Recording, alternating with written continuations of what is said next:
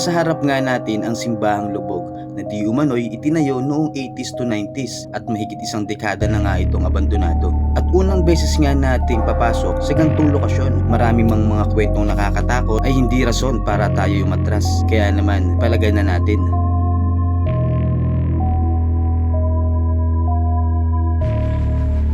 Tara, palag na to.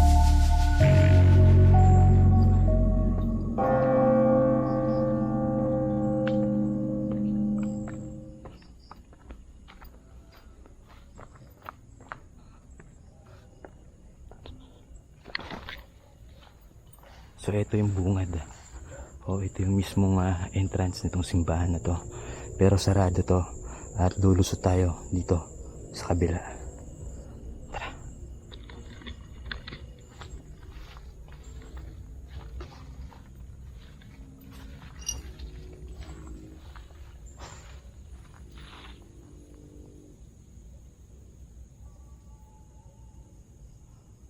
Ngayon pa lang, iba na yung takot o yung kilabot na nararamdaman ko. Nandito pa lang tayo sa labas.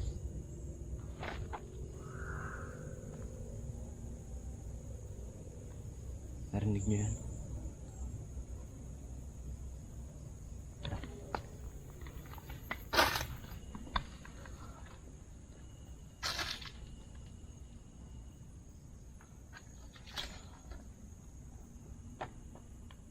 May naglalakad.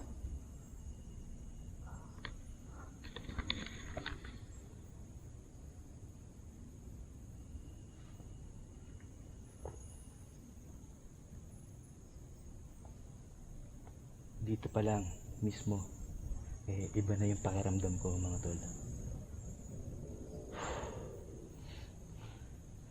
Tara. Papasok.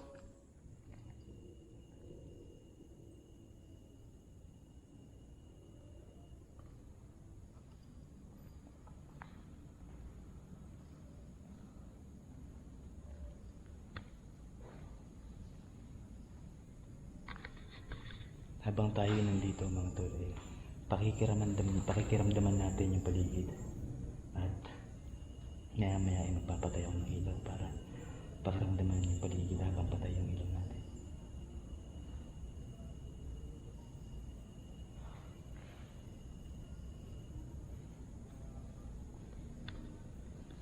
So meron kami ditong ghost ball. Yan. Ito. Open natin.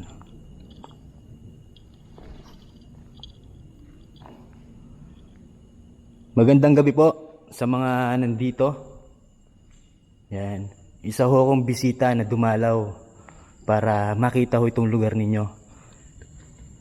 Hindi ako naparito para paalisin kayo o gambalain kayo.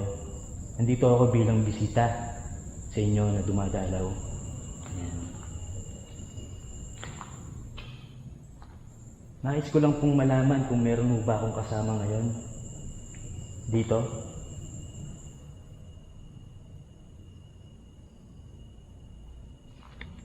Ito, maglalagay ako ng REM pad sa part na to. So ito yung REM pad natin.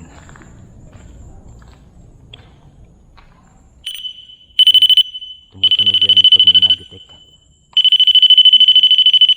So ilalagay ko yan dyan. Pag meron siyang na-detect na motion sa paligid, tutunog siya.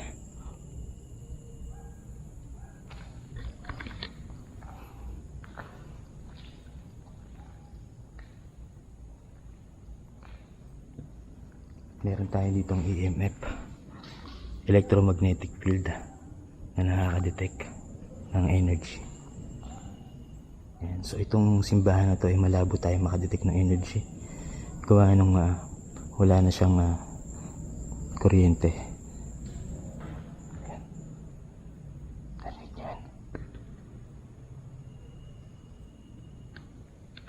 Lagay natin dito.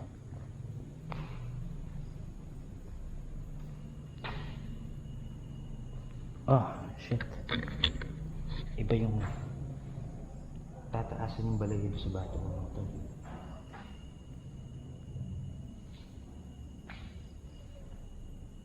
at nagsisimula na rin tayong makarinig ng mga ilang tunog sa ating paligid. Meron mo ba akong kasama ngayon dito? Maaari mo ba kayong makipag-ugnayan sa akin?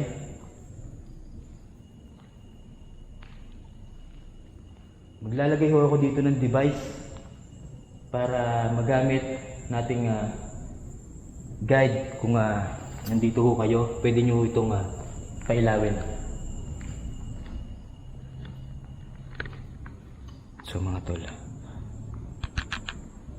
naglagay tayo ng EMF doon. Yan. Naglagay tayo ng EMF dyan.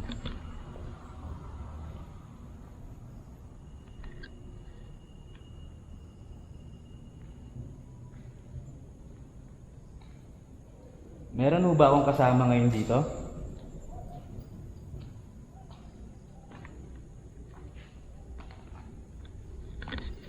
Pwede ho ba kayong makipag-ugnayan sa akin gamit yung mga device na inilatag ko dyan?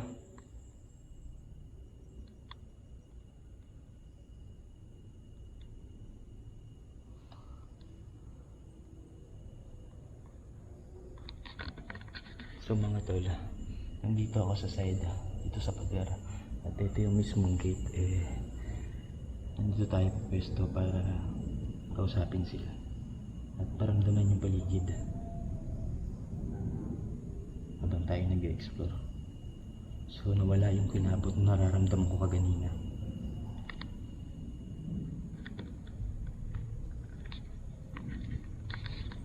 Meron ho ba akong kasama ngayon dito? Pwede ho ba kayong magpakita sa akin? O pwede ho ba kayong gumawa ng tunog para malaman kong nandito ho kayo?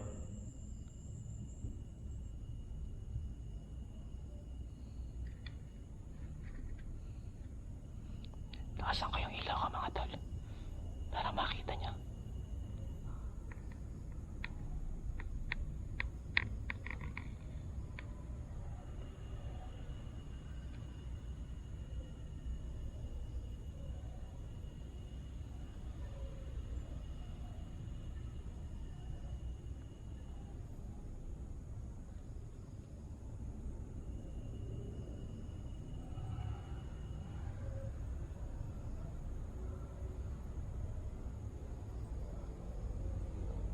Meron ho ba akong kasama ngayon dito?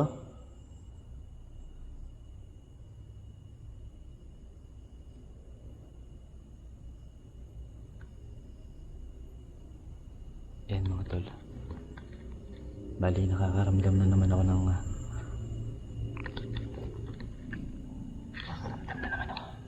nakakaramdam na naman ako ng pilabot. Parang hindi sila nag-i-stay dito. Pawala-wala yung nararamdaman ko.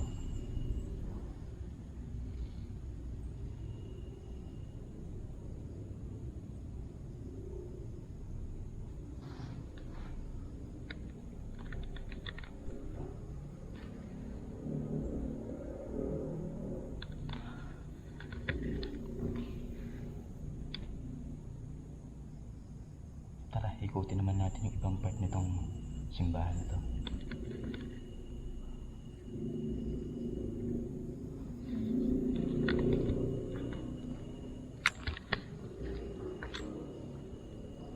Bali mayroong maliit na bahay doon, hindi ko alam kung ano yan. Nung araw siguro yan ay CR na itong simbahan na to. Silipin natin yung side na to.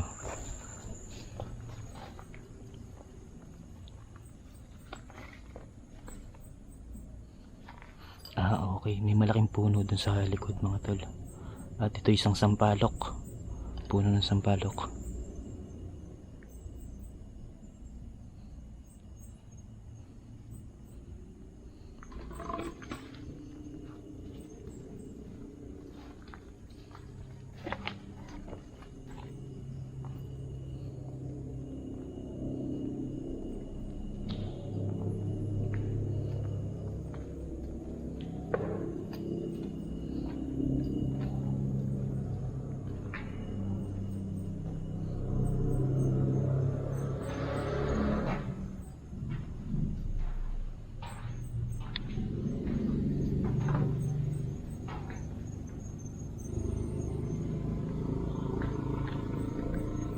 Napakasukal sa likod mga tol.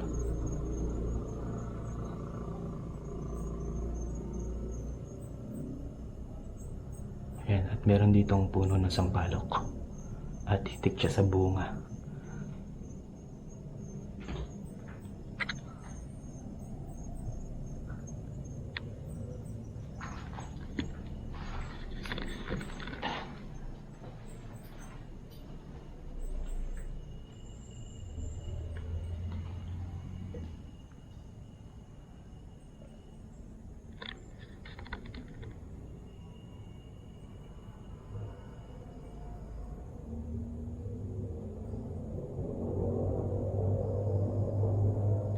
Merong mga gamit dito mga tol. Siguro meron ditong nanirahan nung araw, hindi natin alam. Yan, at naiwan niya dito yung mga gamit.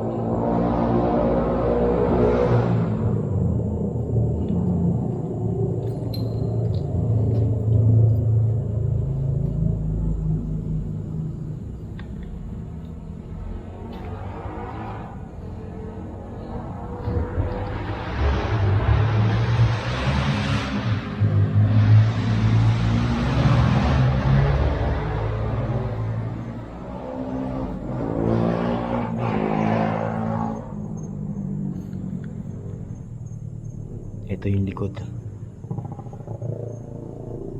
Napakasukal.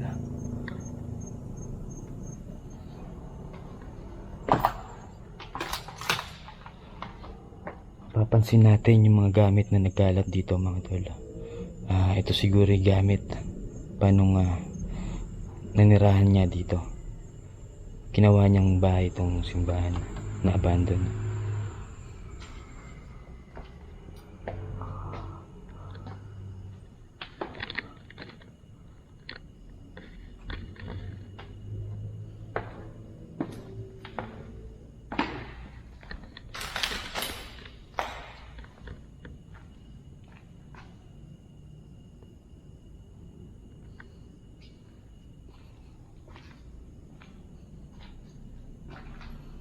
At yung isang napansin ko rin mga tol, yung isang side, yung ghetto rin nakalaki dun sa kabilang side, merong mga gulong ng sasakyan, at hinala ko yun ay lalagyanan ng pakainan ng baboy. So ito naman, nakita tayo dito ng mga ash o yung mga abo o uling na ginamit. Siguro ito yung naging part na dito sila nagluluto ng kanilang mga pagkain. Yan.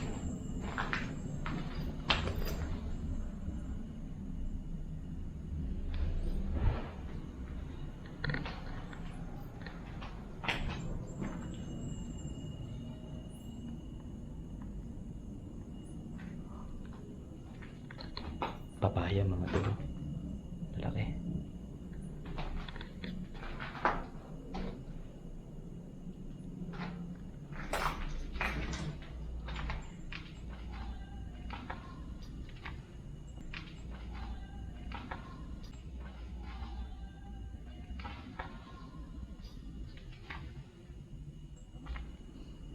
Hindi ko na maramdaman yung presensya nila. Hindi ko alam kung nasaan sila. Yun nga pala mga tol, ma-share ko sa inyo. During exploration o yung live kaganyan ni partner, nakakita ako ng figura dito sa ganito kataas ito. Hindi pa siya sa taas. Yan. Tapos tignan nyo naman yung sahig, kung gaano kalalim, di ba? So alam natin na mataas yung entity na yun. So masasabi natin kapre o ganyan. Wala na akong nakakaiba dito sa ating ginagawang exploration.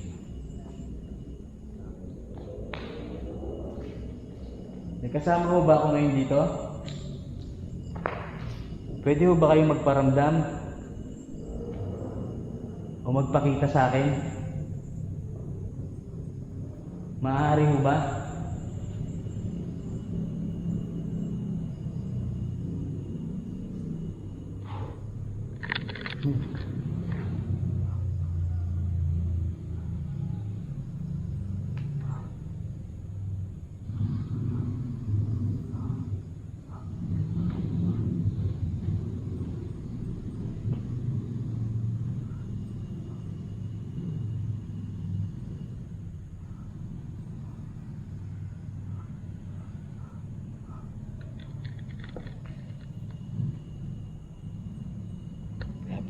Grabe yung kilabot din mga tol. Habang kasagawa tayo ng eksplorasyon, iba din yung kilabot talaga pag sa ganitong simbahan pala nag-explore.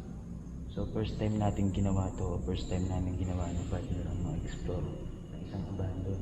At mahigit isang dekada nang naka-abandon tong simbahan na to.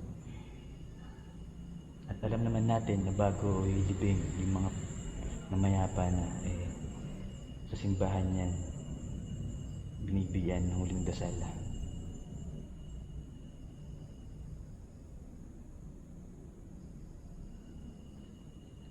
May kasama ho ba ako ngayon dito? Pwede ho ba kayong magparamdam o magpakita sa akin?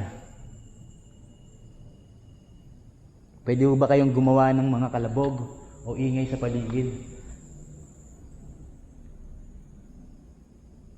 Pwede rin ho ba kayong makipag-communicate sa akin gamit yung mga device na inilatag ko dyan?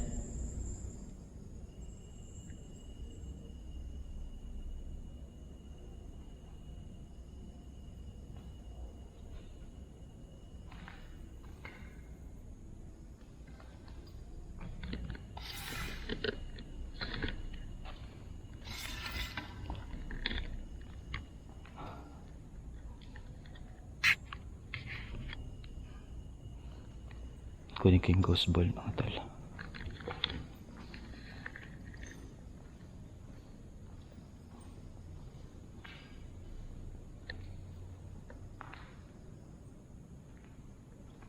So meron tayo dito isang ghost ball.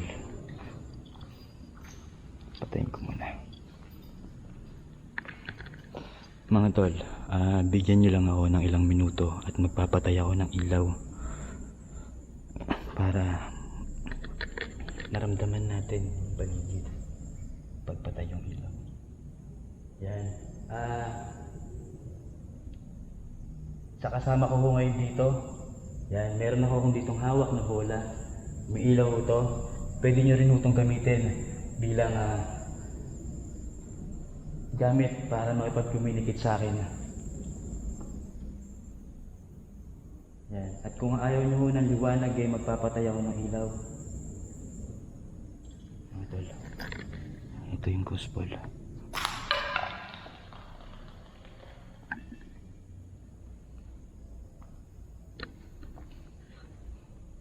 Ilaw yung ghost ball mga tol. Yan. Pakita ko muna sa inyo yung paligid.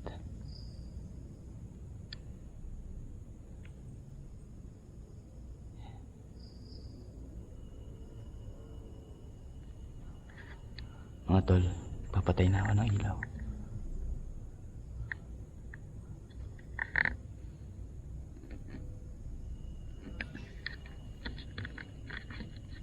May kasama ho ba ako ngayon dito?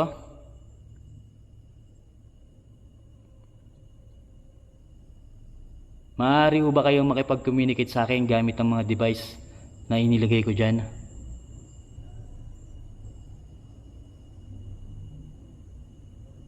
Pwede nyo ho bang patunugin yung nilagay kong device dyan sa may kabilang pintuan o daanan? Meron din ho akong nilagay na bola dito sa may lapag. Maaari nyo ho bang pailawin?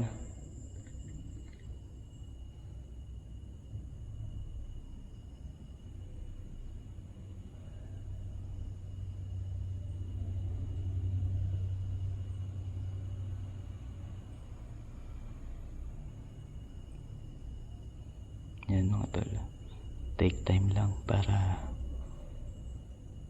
magawa nilang may pag-communicate sa atin. Hindi naman agad-agad yan na magagawa nilang yung mga hinihingi natin.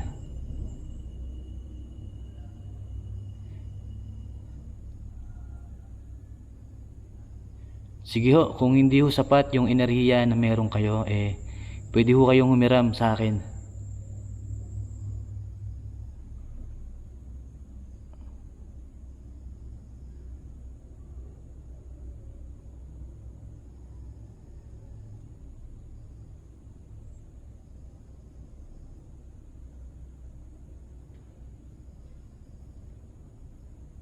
Pwede ho ba kayo magpakita sa akin?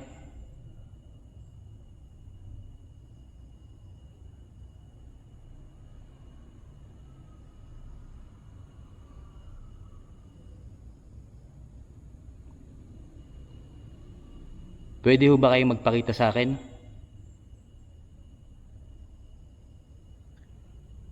So mga tol, habang nakatutok yung cam natin kung saan doon natin nilagay yung mga device, umiikot yung mata ko sa paligid nitong simbahan na to. Baka meron tayong makita o merong magpakita sa atin. At ngayon nga kinikilabutan ako.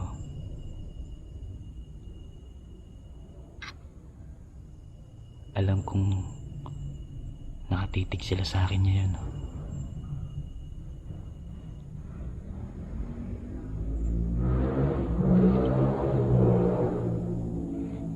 At alam ko ring may kasama ako.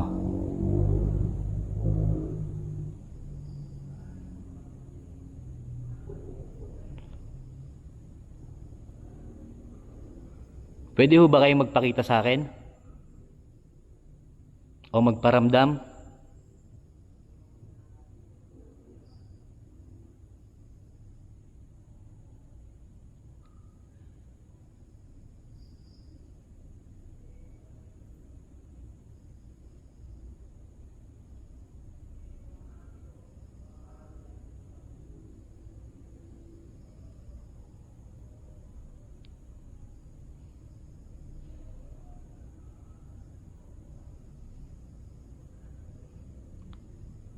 Sige po, kung ayaw nyo ho na nandito ako aalis na. Pwede nyo ho bang pailawin yung bolang nilagay ko dyan sa sahig?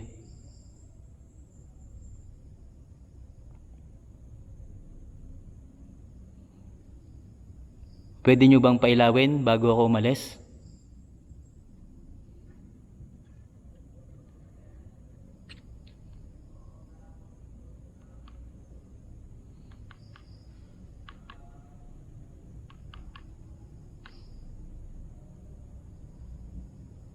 Nakakaramdam ako ng mga pagkalos ko sa paligid, pero hindi ko pwedeng i-claim na isang paranormal yan mga tol. Gawa ng masukal din yung paligid na ito. Baka mamaya yung pusang kaninang sunod na sunod pa sa atin, yun din yung gumagawa ng ingay. Yan. Bubukas na ako ng ilaw mga tol.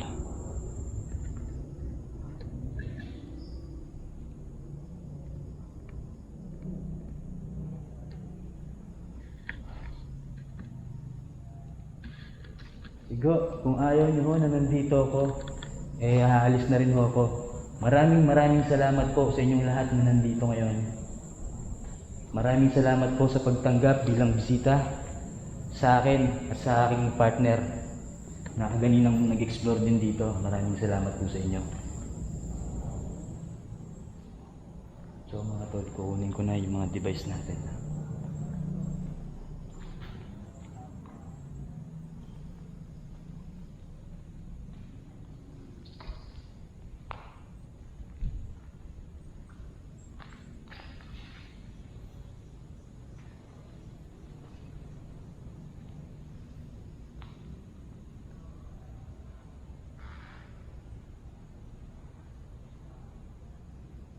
Tara.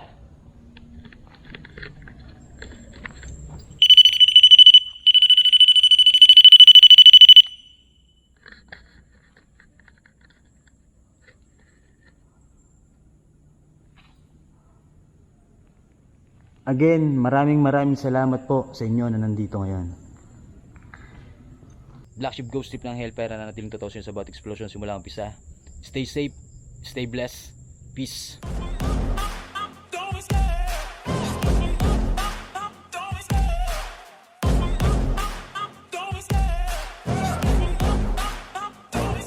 I love the chase and the hunt, and I set the pace when I'm running. I always take what I want and I always give it 100. Don't need a bank, no I'm funded. Play the game like it's nothing. I'm always thankful for something. Don't take for granted, stay humble. Now wake up! It's time to look at the enemy. Look in the